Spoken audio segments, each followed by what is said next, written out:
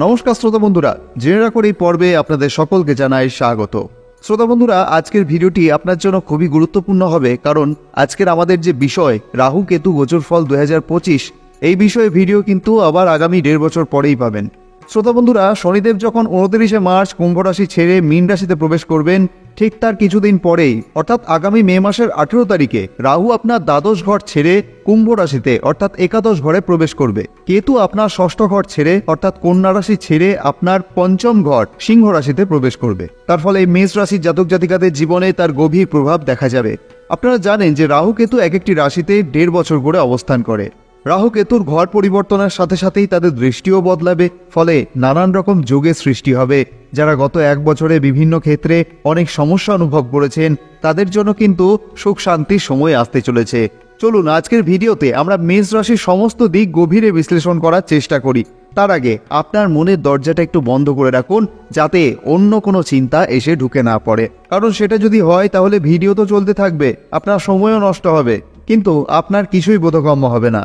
সমস্ত সম্ভাব্য বিস্তারে বলবো, তাই এই ভিডিওটি মন দিয়ে পুরোটা শুনুন, কারণ আজকের এই ভিডিও থেকে আপনি যা কিছু জানবেন হয়তো আগে আপনার সেসব জানা ছিল না। দেখুন, এখনও যেহেতু মে মাস আসতে বেশ কিছুদিন বাকি রয়েছে, তাই আগামী 18 তারিখ পর্যন্ত রাহু কিন্তু আপনার দ্বাদশ ঘরে এবং কেতু আপনার ষষ্ঠ ঘরেই অবস্থান করছে, তাই সেটা আগে পরিষ্কার করব। তারপর 18ই মের পরে মেষ রাশির জাতক জাতিকাদের জীবনে কি কি সম্ভাব্য পরিবর্তন আসতে পারে সেগুলি বিশ্লেষণ করব। এই সময় রাহু আপনার দ্বাদশ ঘরে অবস্থান করছে, আর এই দ্বাদশ ঘর হচ্ছে ব্যয়, বিদেশ, আধ্যাত্মিকতা, স্বাস্থ্যকেন্দ্র, বিচ্ছেদ, গোপন শত্রু, অবচেতন মনের ঘর। রাহু এই ঘরে অবস্থান করলে বিদেশ যাত্রার সুযোগ আসতে পারে। যারা বিদেশে যাওয়ার পরিকল্পনা করেছেন তাদের জন্য এটি শুভ সময় হতে পারে। এখানে বিদেশ অর্থে শুধুমাত্র দেশের বাইরে নয়, এখানে বিদেশের অর্থ হচ্ছে জন্মস্থান থেকে দূরে, হয়তো হতে পারে অন্য কোনো রাজ্যে বা অন্য কোনো শহরে। যদি আপনি বিদেশে পড়াশোনা, চাকরি বা স্থায়ী হওয়া নিয়ে ভাবছেন, তাহলে এটি ইতিবাচক সময় হতে পারে। তবে কিছু অতিরিক্ত খরচ দেখা দিতে পারে, তাই অর্থ ব্যবস্থাপনায় আরও একটু সচেতন থাকাই ভালো হবে। চিন্তাভাবনা বেশি হতে পারে, তবে এটি সামলাতে ধ্যান বা ইতিবাচক অভ্যাস গড়ে তুলতে হবে। এই সময়টা যোগ ব্যায়াম, ধ্যান ও গুপ্তবিদ্যার প্রতি আগ্রহ বাড়তে পারে, যা আপনাকে মানসিকভাবে স্থির রাখতে সাহায্য করবে। একই সাথে রাহু দৃষ্টি থাকবে আপনার চতুর্থ ঘরে। কিছু মানুষের জন্য নতুন বাড়ি কেনার বা বাসস্থান পরিবর্তনের সম্ভাবনা তৈরি হতে পারে। মানসিক অস্থিরতা এড়াতে পরিবারকে সময় দেওয়া এবং ইতিবাচক পরিবেশ বজায় রাখা কিন্তু জরুরি। একই সঙ্গে রাহু দৃষ্টি থাকছে আপনার ষষ্ঠ ঘরে। আর্থিক দিক থেকে কিছু ঋণ নেওয়ার প্রয়োজন হতে পারে। যদি খুব দরকার না হয় তাহলে ঋণ নেওয়া থেকে বিরত থাকতে পারেন। যারা প্রতিযোগিতামূলক পরীক্ষার প্রস্তুতি নিচ্ছেন তাদের জন্য কিন্তু অত্যন্ত ভালো সময়। আপনার যারা গোপন শত্রু, যারা সমস্যা করার চেষ্টা করে, সামনে এসে ধরা দেয় না, তাদের প্রতি আপনি জয়লাভ করতে পারবেন যদি আপনি ধৈর্য ধরে চলেন, তাদের কথায় কর্ণপাত না করেন, তাদের প্রতিটি পদক্ষেপকে বুদ্ধি সহকারে, যুক্তি সহকারে ভঙ্গ করেন। একই সাথে রাহু দৃষ্টি থাকছে আপনার অষ্টম ঘরে। হঠাৎ করে আর্থিক লাভ বা পারিবারিক সম্পত্তি সংক্রান্ত কিছু বিষয়ে অগ্রগতি হতে পারে। আত্মীয়দের সঙ্গে সম্পর্কের বিষয়ে সচেতন থাকা ভালো, যাতে ভুল বোঝাবুঝি না হয়। গবেষণা বা নতুন কিছু শেখার জন্য এই সময়টি অত্যন্ত উপযোগী হতে পারে। যদি সতর্কভাবে চলা যায় তাহলে দুর্ঘটনার কোনো আশঙ্কাই নেই, তাই কোনো দুশ্চিন্তার কারণ নেই। খুব দ্রুত গতিতে যদি গাড়ি চালানোর অভ্যাস আপনার না থাকে তাহলে চিন্তার কোনো কারণ নেই। তাছাড়া আপনার দৈনন্দিন কর্মজীবনে একটু যদি সতর্কতার সঙ্গে চলেন তাহলে ছোট থেকে ছোট কাটাছেঁড়া থেকেও আপনি বাঁচতে পারবেন। একই সঙ্গে রাহুর দৃষ্টি থাকছে আপনার একাদশ ঘরে। নতুন উপার্জনের সুযোগ আসতে পারে। বিশেষ করে যারা নতুন কাজ শুরু করতে চান তাদের জন্য এটি একটি ভালো সময়। গুরুত্বপূর্ণ ও প্রভাবশালী মানুষের সাথে পরিচিত হওয়ার সম্ভাবনা রয়েছে, যা ভবিষ্যতে উপকারে আসবে। ইচ্ছা পূরণের সম্ভাবনা তৈরি হতে পারে, তবে সবকিছু যাচাই বাছাই করে সিদ্ধান্ত নেওয়া ভালো হবে। এই সময়টিকে সমস্যা হিসাবে নয়, বরং পরিকল্পিতভাবে চললে আপনি জীবনের অনেক ইতিবাচক পরিবর্তন আনতে পারবেন। ব্যয় এবং মানসিক চাপ নিয়ন্ত্রণে রাখলে ভালো ফল লক্ষ্য করবেন। ধ্যান, ইতিবাচক চিন্তা এবং সঠিক সিদ্ধান্তের মাধ্যমে এই সময়টিকে নিজের উন্নতির জন্য ব্যবহার করুন। একই সঙ্গে কেতু আপনার ষষ্ঠ ঘরে অবস্থান করছে। ষষ্ঠ ঘর সাধারণত ঋণ, প্রতিযোগিতা, শত্রু ও স্বাস্থ্যের সাথে সম্পর্কিত। কেতু এখানে থাকলে কিছু চ্যালেঞ্জ থাকলেও ধৈর্য ও বুদ্ধিমত্তার মাধ্যমে আপনি এগিয়ে যেতে পারবেন। ছোটখাটো সমস্যা হতে পারে, বিশেষ করে হজমজনিত সমস্যা বা অ্যালার্জি। নিয়মিত খাদ্যাভ্যাস এবং যোগব্যায়াম করলে সুস্থ থাকবেন। তাছাড়াও যদি আপনি চিকিৎসকের পরামর্শ নেন তাহলেও কিন্তু এটা আপনার জন্য অত্যন্ত ভালো প্রমাণিত হবে। আপনার শত্রুরা দুর্বল হয়ে পড়বে বা তাদের কৌশল সফল হবে না। কর্মক্ষেত্রে আকস্মিক পরিবর্তন আসতে পারে। যারা চাকরির প্রস্তুতি নিচ্ছেন তারা সঠিক পরিকল্পনায় সফল হতে পারবেন। ঋণ পরিশোধের দিকে মনোযোগ দেওয়া ভালো, তবে নতুন ঋণ নেওয়ার আগে ভালোভাবে চিন্তা করতে হবে। একই সাথে কেতুর দৃষ্টি থাকছে আপনার দশম ঘরে। দশম ঘর মূলত কর্মজীবন, সুনাম, সামাজিক মর্যাদা, বশ ও পেশাগত উন্নতির সাথে সম্পর্কিত। কেতুর দৃষ্টি এখানে পড়লে কিছু আকস্মিক পরিবর্তন ও আধ্যাত্মিক প্রবণতা দেখা দিতে পারে। হঠাৎ করে চাকরি পরিবর্তন, পদোন্নতি বা কর্মস্থলে নতুন সুযোগ আসতে পারে, তবে সাবধানে সিদ্ধান্ত নেওয়া জরুরি। অফিসের সহকর্মী ও প্রতিদ্বন্দ্বীদের থেকে কিছু চ্যালেঞ্জ আসতে পারে, তাই কৌশলী হওয়া দরকার। মাঝে মাঝে মনে হতে পারে কর্মজীবনে আপনাকে কেউ বুঝতে পারছে না, তবে এটি আত্ম উন্নয়নের ভালো সময়। যদি আপনি গবেষণা, আধ্যাত্মিক বিষয়ে কাজ করেন তাহলে এটি উন্নতির সময়। আপনি হয়তো হঠাৎ করে চাকরি ছেড়ে দিতে চাইবেন বা স্বাধীন কিছু করতে চাইবেন, কিন্তু তাড়াহুড়ো না করে সঠিক পরিকল্পনা করাটা জরুরি। একই সাথে কেতু দৃষ্টি থাকবে আপনার দ্বাদশ ঘরে। ব্যয় কিছুটা বেশি হতে পারে, তাই সঞ্চয়ের দিকে নজর দিতে হবে। আধ্যাত্মিকতার প্রতি আকর্ষণ বাড়তে পারে, যা মানসিক শান্তি এনে দেবে। বিদেশে কাজ বা পড়াশোনার পরিকল্পনা থাকলে এটি ভালো সময় হতে পারে। একই সাথে কেতু দৃষ্টি থাকছে আপনার দ্বিতীয় ঘরে। পরিবারের মানুষজনের সাথে একটু বুঝে শুনে কথা বলতে পারলে সম্পর্ক নিয়ে কোনো সমস্যা থাকবে না। অর্থের বিষয়ে সংযত থাকা ভালো। কথা বলার ক্ষেত্রে সতর্ক থাকতে হবে, কারণ ভুল বোঝাবুঝি হতে পারে। তাই যে কোনো বিষয়ে অতিরিক্ত তর্ক বিতর্ক থেকে সরে থাকলে অত্যন্ত ভালো ফল আশা করা যায়। একই সাথে কেতুর দৃষ্টি থাকছে আপনার পঞ্চম ঘরে। যারা শিক্ষার ক্ষেত্রে নতুন কিছু শিখতে চান তাদের জন্য এটি ভালো সময়। প্রেমজ জীবনে কিছু চ্যালেঞ্জ আসতে পারে, তবে ধৈর্য ধরলে সম্পর্ক টিকবে। সৃজনশীল কাজে মনোযোগ দিলে ভালো ফল আসতে পারে। কেতু ষষ্ঠ ঘরে থাকায় কিছু চ্যালেঞ্জ থাকলেও সেগুলো মোকাবিলা করলে আপনার জীবনে ইতিবাচক পরিবর্তন আসবে। ধৈর্য ধরে চললেও পরিকল্পনা অনুযায়ী কাজ করলে ভালো ফল পেতে পারেন। এবার বলি আগামী 18ই মের পর মেষ রাশির জাতক জাতিকাদের জীবনে কেমন পরিবর্তন আসতে পারে। একজন ব্যক্তির একাদশ ঘর হলো আয়, ইচ্ছাপূরণ, বন্ধু বান্ধব, উচ্চাকাঙ্ক্ষা ও সামাজিক সংযোগের ঘর। যখন রাহু এই ঘরে প্রবেশ করে তখন আর্থিক বৃদ্ধি, নতুন সুযোগ, স্বপ্নপূরণ ও প্রভাবশালী মানুষের সঙ্গে সংযোগের সম্ভাবনা অত্যন্ত বেড়ে যায়। রাহু একাদশ ঘরে থাকাকালীন ব্যবসা বা চাকরিতে হঠাৎ করে নতুন ইনকামের সুযোগ আসতে পারে। প্রভাবশালী মানুষ বা বিদেশি সংস্থার সঙ্গে যোগাযোগ বাড়তে পারে, যা ভবিষ্যতে লাভজনক হতে পারে। দীর্ঘদিন ধরে করা কোনো পরিকল্পনা সফল হতে পারে, তবে বুদ্ধিমত্তার সঙ্গে সিদ্ধান্ত নিতে হবে। নতুন বন্ধুত্ব তৈরি হবে, তবে ভুল লোকের পাল্লায় না পড়ার জন্য সতর্ক থাকতে হবে। যারা কেরিয়ারে উচ্চাকাঙ্ক্ষী তাদের জন্য এটি উন্নতির সময়। ব্যবসায়ীরা নতুন বিনিয়োগ বা চুক্তির মাধ্যমে লাভবান হতে পারেন, তবে এখানে একটাই কথা, যে কোনো বিনিয়োগ করার আগে অবশ্যই একজন আর্থিক বিশেষজ্ঞের পরামর্শ নেবেন, সেটা হোক ভালো যোগ চলাকালীন বা খারাপ যোগ। চাকরিজীবীরা নতুন প্রকল্প বা পদোন্নতির সুযোগ পেতে পারেন। অতিরিক্ত আয়ের পথ খুলে যেতে পারে, বিশেষ করে যারা ফ্রিল্যান্সিং করছেন, অনলাইন ব্যবসা বা প্রযুক্তি নিয়ে যারা কাজ করছেন। তাছাড়াও বিদেশ থেকে অর্থ লাভের সম্ভাবনা বাড়তে পারে। আপনি বাড়িতে বসে যদি কোনো বিদেশি কোম্পানির সঙ্গে সংযুক্ত রয়েছেন তাহলে এই সময় ভালো লাভ আশা করা যায়। দীর্ঘদিনের কোনো ইচ্ছা পূরণ হতে পারে, বিশেষ করে যেগুলো কেরিয়ার ও সামাজিক অবস্থানের সঙ্গে সম্পর্কিত। উচ্চাকাঙ্ক্ষা ও লক্ষ্য নিয়ে কাজ করলে দ্রুত সফলতা আসতে পারে। কেউ কেউ হঠাৎ করেই জনপ্রিয় হয়ে উঠতে পারেন, বিশেষ করে সোশ্যাল মিডিয়া বা পাবলিক প্ল্যাটফর্মে। প্রভাবশালী ব্যক্তি বা উচ্চপদস্থ কর্তৃপক্ষের সঙ্গে সম্পর্ক গড়ে উঠতে পারে।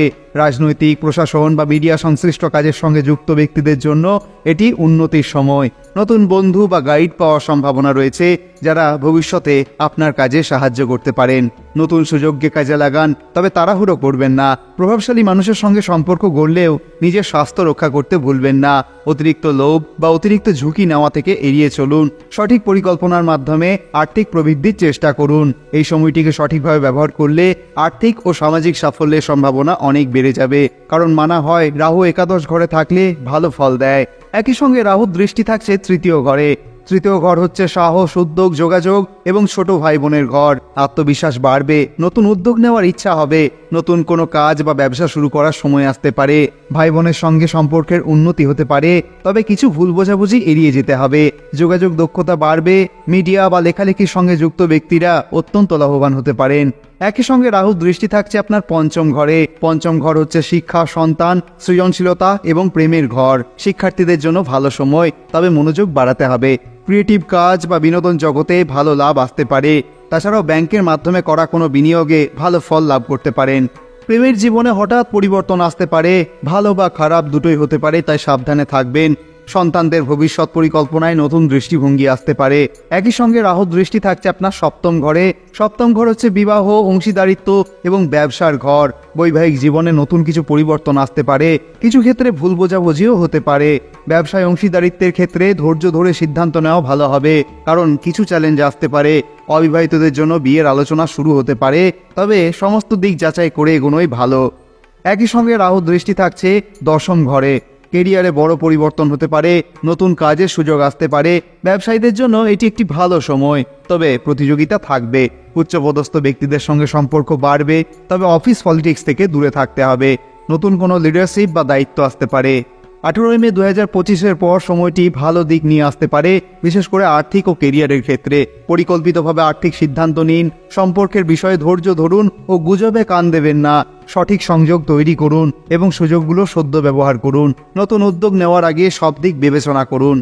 18 মের পরে কেতুর অবস্থান হবে পঞ্চম ঘর। পঞ্চম ঘর হলো সন্তান, শিক্ষা, সৃজনশীলতা, প্রেম, ভাগ্য, বিনিয়োগ ও বুদ্ধিবৃত্তিক চিন্তার ঘর। কেতু এখানে অবস্থান করলে কিছু মিশ্র ফল দিতে পারে। এটি একদিকে আধ্যাত্মিক জ্ঞান ও অন্তর্দৃষ্টি বাড়াতে পারে, আবার অন্যদিকে কিছু বিভ্রান্তিও আনতে পারে। কারণ কেতু একটি অশুভ গ্রহ হলেও কেতুর যে শিক্ষা সেটা খুব উচ্চ পর্যায়ে। কেতু একজন ব্যক্তিকে সাধক বানাতে পারে। কেতুর শিক্ষা এতটাই উচ্চ পর্যায়ে যে কেতু মোক্ষ পর্যন্ত এনে দিতে পারে। কেতুর পঞ্চম ঘরে যে প্রভাবগুলি থাকবে, আধ্যাত্মিক ও রহস্যজনক জ্ঞানের প্রতি আপনার ঝোঁক বাড়তে পারে। শিক্ষায় কিছু অন্যমনস্কতা বা বিভ্রান্তি আসতে পারে, মনোযোগ ধরে রাখা কঠিন হতে পারে।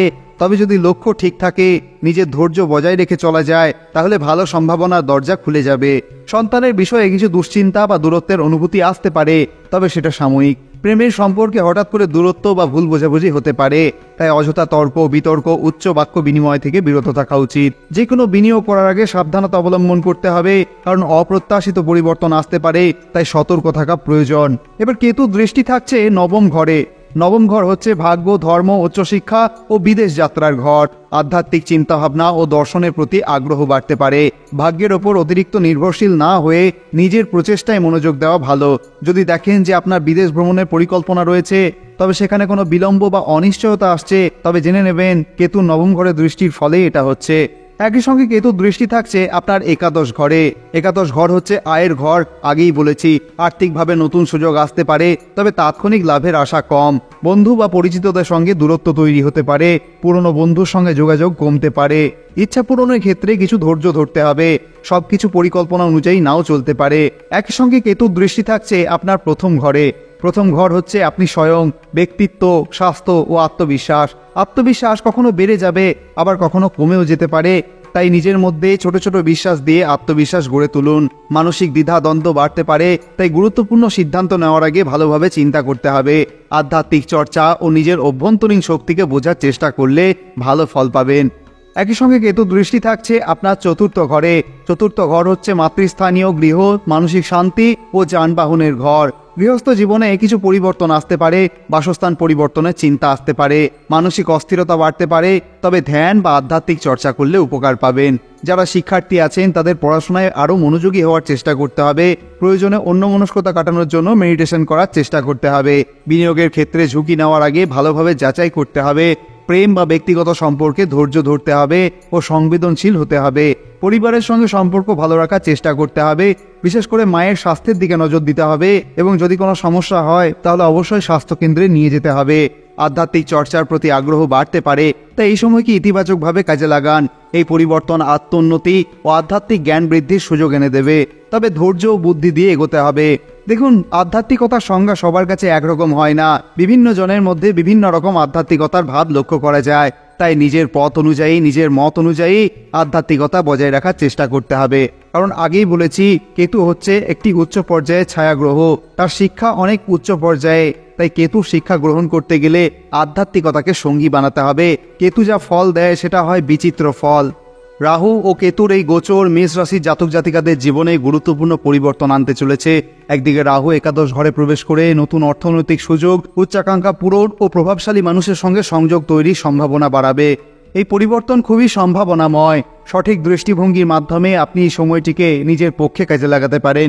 অতিরিক্ত ঝুঁকি নেওয়া, অস্থিরতা ও নেতিবাচক চিন্তা এড়িয়ে চলতে হবে। আধ্যাত্মিকতা, ধৈর্য ও সঠিক পরিকল্পনার মাধ্যমে আপনি জীবনের নতুন দিগন্ত উন্মোচন করতে পারবেন। পরিবর্তন আসবেই, কিন্তু সেটাকে কিভাবে গ্রহণ করবেন সেটাই আপনার ভবিষ্যৎ নির্ধারণ করবে। তাই ইতিবাচক থাকুন, সচেতন থাকুন আর নিজেকে আরও উন্নত করে তুলুন। ভগবানের আশীর্বাদী হাত আপনার মস্তক স্পর্শ করুন। আপনি ভালো থাকুন, আপনি আনন্দে থাকুন, এই কামনা করি। আপনি যদি এই ভিডিওটির থেকে একটু উপকৃত হয়ে থাকেন তাহলে অবশ্যই কমেন্টে লিখতে ভুলবেন না জয় মা তারা, জয় বাবা বামদেব। আজকের মতো তাহলে এখানেই বিরাম নিচ্ছি। আবার কথা হবে অন্য কোনো পর্বে। ধন্যবাদ।